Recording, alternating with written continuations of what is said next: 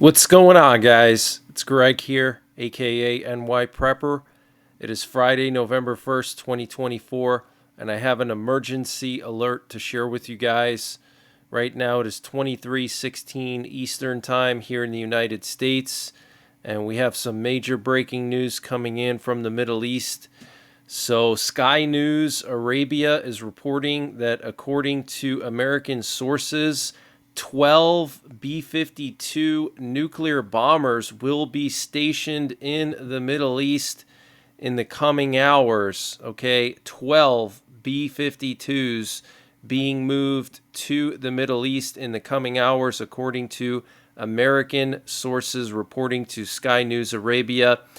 And a Pentagon official told Sky News Arabia that they do not rule out that Iran and or its agents in the region will act with malicious intentions in the coming days.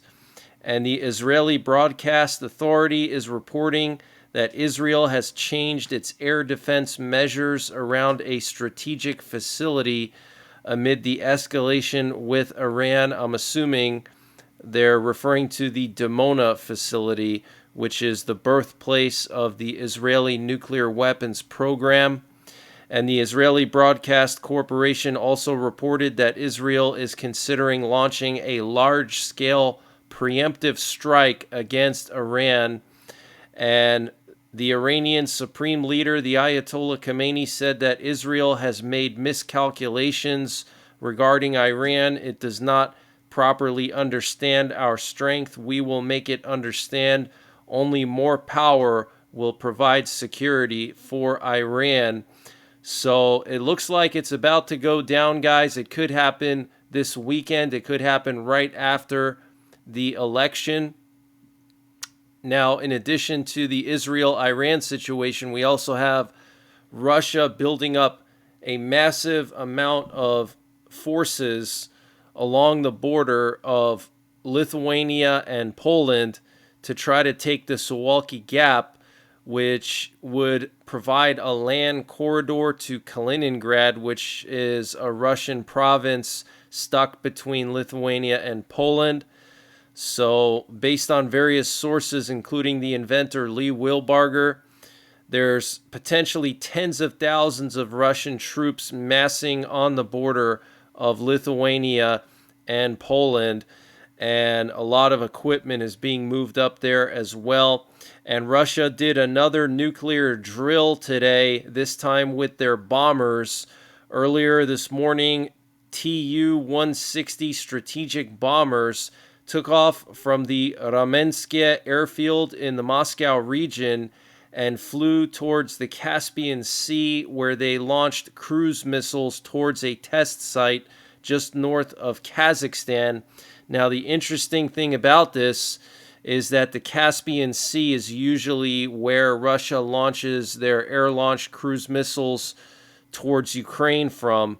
Okay, so was this potentially a drill to launch nuclear weapons at Ukraine? It's very, very possible.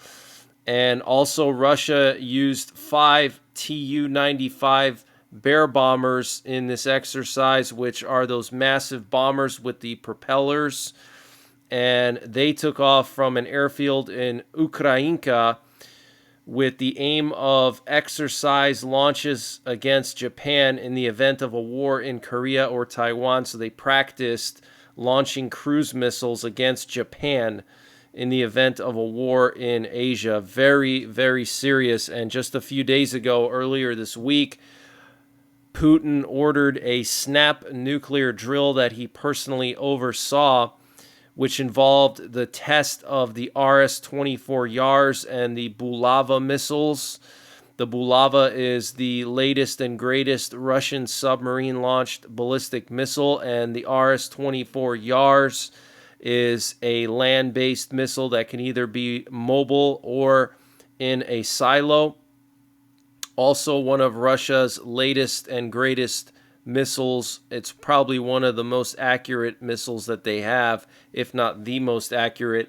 And what you're looking at here is an official press release from the U.S. Department of Defense basically corroborating what Sky News Arabia reported about the 12 B-52 bombers. You can see the date here, November the 1st. In keeping with our commitments to the protection of U.S. citizens and forces in the Middle East, the defense of Israel, and de-escalation through deterrence and diplomacy, the Secretary of Defense ordered the deployment of additional ballistic missile defense destroyers, fighter squadron and tanker aircraft, and several U.S. Air Force B-52 long-range strike bombers to the region. These forces will begin to move in the coming months as the USS Abraham Lincoln Carrier Strike Group prepares to depart. These deployments build on the recent decision to deploy the Terminal High Altitude Area Defense, or THAAD, missile defense system to Israel, as well as the DoD's Sustained Amphibious Ready Group Marine Expeditionary Unit posture in the Eastern Mediterranean. These movements demonstrate the flexible nature of U.S. global defense posture and U.S. capability to deploy worldwide on short notice and meet evolving national security threats. So very, very concerning, guys. And the governor of Washington State is now activating the Washington National Guard, citing concerns about possible election violence. And earlier this week, there were some ballot box fires in Vancouver, Washington. And what you're looking at here are some pictures coming out of the Eisenhower office building, which is adjacent to the White House. And they're putting up special barbed wire fencing. And what's interesting about this building, the Eisenhower building, it's right next to the White House, but in Call of Duty Modern Warfare, if you've never played that video game, I recommend you do. It has a lot of predictive programming in it. First of all, it's all about a nuclear war between the U.S. and Russia actually invades Europe and attacks France and various countries in Western Europe. Also, Russia invades the United States. So a lot of predictive programming, and also a massive EMP strike on the U.S. in that game. But what's interesting in that game, when you're on the level where you're fighting against the Russians in downtown D.C., the Russians basically land in D.C. to try to take over the Capitol. And after the EMP blast, you have to go underneath this tunnel that connects the White House to the Eisenhower building. And apparently there's some kind of bunker there under the Eisenhower building. So the president, if he needs to evacuate from the White House underground, he can do so from a secret tunnel that goes to the Eisenhower building. So very, very interesting. And here you can see this fencing is no joke. You can see these sharp points. I've never seen fencing like this before. Okay, so you can't jump it easily. Check that out. And there's more of it. Okay, very discreet fencing. It's like really discreet barbed wire is what that is. Okay, and here's the Eisenhower building. You got to play Call of Duty Modern Warfare, the level in DC, and the Eisenhower building has a very important role in that game. And the Russian Foreign Minister Sergei Lavrov says that the U.S. and Russia are very close to engaging in a direct military conflict. And Ukraine's president is calling for permission to strike North Korean soldiers inside of Russia. And the North Korean Foreign Minister Cho Son-hui, in a meeting with Russian Foreign Minister Sergei Lavrov in Moscow, accused the U.S. and South Korea of plotting a nuclear strike against North Korea. She did not provide evidence to back her assertion, but spoke of regular consultations between Washington and Seoul, at which she alleged such plotting took place. Cho, who said the situation on the Korean Peninsula could become explosive at any moment, told Lavrov that North Korea needed to strengthen its nuclear arsenal and perfect its readiness to deliver a retaliatory nuclear strike if necessary. So a lot of things going on in North Korea the last 2 to 3 weeks, okay? First of all, North Korea put it started with North Korea destroying a bunch of roads and railroads that connect North and South Korea. Then just a day or two later, Kim Jong-un put all of his long-range artillery along the border with South Korea on full alert. Okay, as many as 700 pieces of long-range artillery that can reach the capital, Seoul, is still on high alert. Then they did this snap ballistic missile test the other day where they launched a ballistic missile 7,000 kilometers straight up into space, which means that it would have a regular trajectory of probably 10 to 12,000 kilometers, enabling North Korea to reach anywhere in the world with this missile. And now we have, and also Kim Jong-un told his nuclear forces to be prepared for war. Okay, that was before the ballistic missile test. Then there was the ballistic missile test, the ICBM, and South Korean intelligence is saying that North Korea is preparing for another nuclear test, which could happen any day now.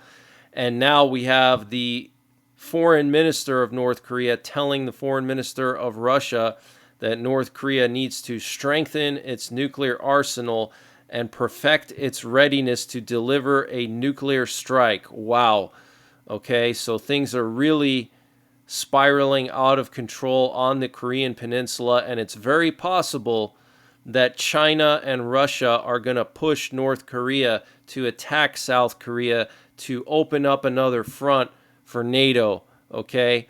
And I've said for many years now that North Korea is the wild card and the dark horse, and Russia and China will use North Korea to create headaches for the U.S., to bog down the U.S. and have the U.S. focus on defending South Korea, which they're obligated to under a treaty. And also we have like 50,000 troops in South Korea, okay? So it's possible that what could happen, this is just me and my opinions, okay? I'm not saying this is facts, but we know that Russia is building up their forces along the border of Poland and Lithuania, Latvia, Estonia, the Baltic countries. Okay, the Baltics are scrambling to build defense lines. Poland has just started building the largest defense line since World War II once it's completed. Okay, with minefields and just all kinds of anti-tank obstacles, bunkers, layers of trenches, surveillance, all kinds of stuff, lookout towers, okay? It's going to be like the Maginot Line. And what if Russia told North Korea, hey, I want you to go into South Korea, attack South Korea, create chaos over there, and while the U.S. is focusing on dealing with that because they're obligated to under treaty, then I am going to attack the Baltics, okay? And so then Russia would move into Lithuania and try to close the Suwalki Gap to create a land connection to Kaliningrad while the U.S. is busy dealing with North Korea. Now, it may not necessarily be a nuclear exchange on the Korean Peninsula, although that is possible, and I think eventually that's going to happen. But I think it'll just be maybe a medium level intensity of the conflict, okay, where North Korea may just launch some artillery, South Korea will respond back, and it'll stay conventional, but it'll be enough to where the U.S. has to basically focus their efforts there instead of defending the Baltics, okay? So that's something we have to be concerned about, and the U.S. just announced that they're going to be giving Ukraine another $500 million worth of equipment. So here's the latest list of equipment that Ukraine is going to get. It looks pretty substantial, okay? Looks like more missiles for the NASAMS air defense system, more Stinger missiles, counter-drone systems, air-to-ground munitions. Those are basically bombs and missiles, okay? I like that they're being more discreet about this, air-to-ground munitions. They're not actually giving away specifics on that. Ammunition for HIMARS, 155 and 105 millimeter artillery. That's standard artillery ammo. Tau missiles. These are anti-tank missiles. Javelin and AT-4 systems, which are also anti-tank systems, anti-tank missiles. Strikers, okay, those are the armored personnel carriers, but they actually have guns on them mounted. Small arms and ammunition, medical equipment, demolitions equipment, spare parts, ancillary equipment, services, training, and transportation. So this is pretty substantial, guys. Okay, this kind of slipped through the cracks because everybody's focusing on the election, but this is pretty serious. So it's possible that either Ukraine is preparing for some kind of an assault, or Russia is about to attack Ukraine and step up the intensity of the conflict, and they're giving them some pretty serious hardware here. And the Daniel Carter Bridge connecting Cincinnati and Kentucky is now shut down and said to have structural damage to the steel due to a car explosion and fire that took place under the bridge. Very, very concerning. And this is the foreign minister of North Korea in Moscow, okay? And there was an X-class solar flare last night, an X 2.0. This is pretty strong, actually very strong, and it's actually Earth-facing. So we're going to see in the coming hours and over the weekend if we get some more low-latitude auroras and any kind of effects to radio systems and communications. But that's the latest breaking news that I have. I just wanted to update you guys about those bombers and Russia doing drills, more nuclear drills, and B-52s going to the Middle East.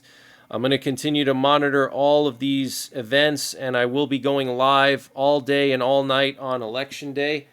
So make sure you're subscribed. Follow me on Telegram and Twitter. I post all my content over there. So if you follow me over there, you'll never miss an update. Sometimes YouTube doesn't send out notifications.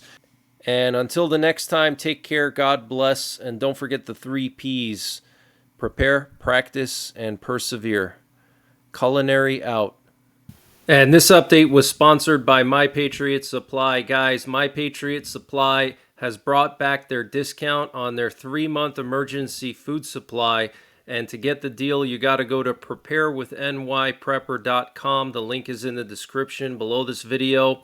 But they have 3 months of freeze-dried food with a 25-year shelf life, packed into rugged, watertight buckets that you can easily store in a small room for just $700 with free shipping included, and they ship very fast. Also, they're including some freebies. They're going to include a survival Bible, a 424-page survival book, an ultimate preparedness checklist, a natural disaster field guide. They also have a disaster replacement warranty, so if your food gets destroyed in a natural disaster, they will replace it for you with no cost. And also they have a 30-day return policy, no questions asked. So check out My Patriot Supply. Use the link preparewithNYPrepper.com to get 25% off of their 3-month emergency food supply, free shipping included, and the link is in the description below this video.